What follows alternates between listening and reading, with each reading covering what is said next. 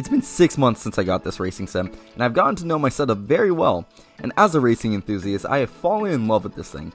I thought it would be a great idea to share my budget sim, and emphasis on the budget. I think you'll all be shocked when I reveal the total price of this setup. Anyways, I hope you guys that are watching, who are on the fence of getting in the rabbit hole, which is sim racing, get inspired to pull the trigger and jump right in one.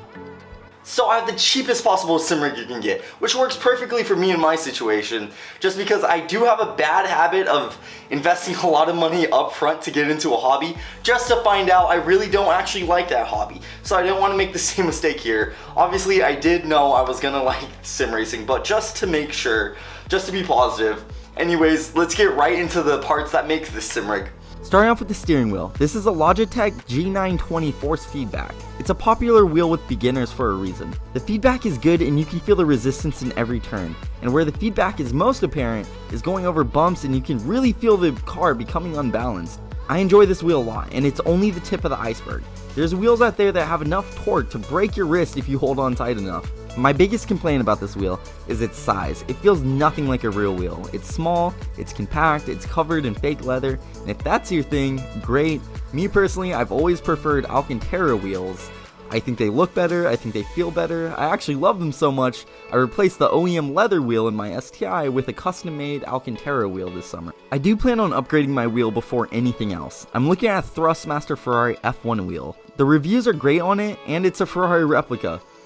For those that watch my videos know I'm super passionate about Ferrari, and it will come as no surprise that I want a wheel with that prancing horse in the middle of it. The price of this wheel, $200. I believe it's worth it if this is your first ever wheel. And a side note, don't get the Logitech shifter. I used it one time and I got rid of it. It is utter, complete trash. Don't do it. Now onto the pedals. These are the base Logitech pedals and I don't have a lot to say here. They have a good amount of force behind them and they get the job done fine. I think they're definitely worth the value, but forget about feeling anything through them. You can't adjust the pressure it takes to press them down, which is fine for a pedal in this price range. But like the wheel, I want to upgrade to something a bit more customizable and has some feeling in them. The price of these, $100. And now onto the interesting part, the chassis. It is pretty comfortable and surprisingly rigid. You bolt your pedals and your wheels onto it and it holds up really good. There's a bit of play if you're going hard, which if you're racing competitive, it can get annoying at times, but for the most part, it's pretty tough. Upon first glance, it doesn't look like it, but I promise you, it is. The seat is adjustable. You can sit in F1 position, or like me, I prefer to sit in the GT3 racing position, and it's comfortable. I can spend a good hour and a half, but past that, it does show its price. It does feel like a lawn chair with long sessions, especially in the lower back.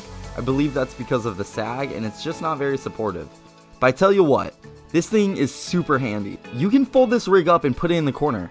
My apartment is kind of small, so this was a great selling point for me, to be able to store it in the corner of my living room without it interrupting a bunch of space. And the price is only $300, which is shocking to me because these things can go up easily $1,000 to $2,000, these chassis alone.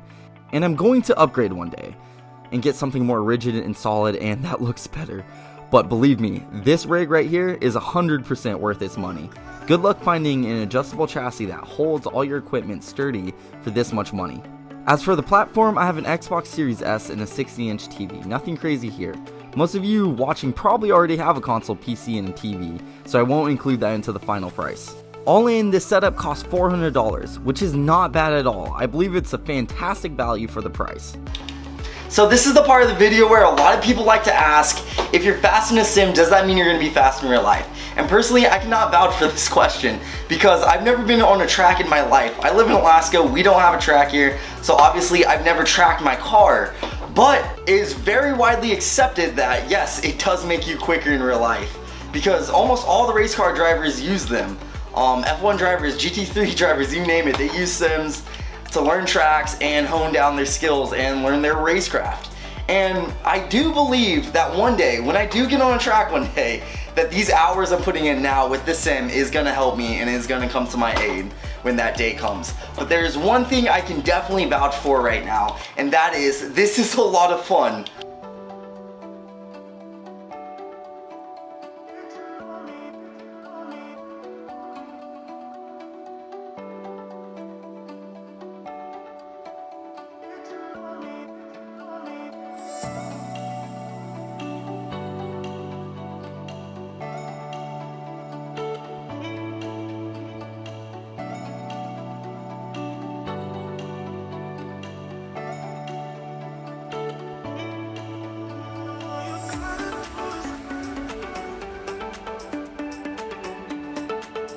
If you enjoyed this video, please hit that like button.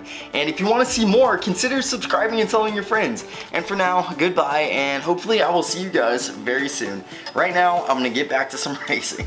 See y'all later.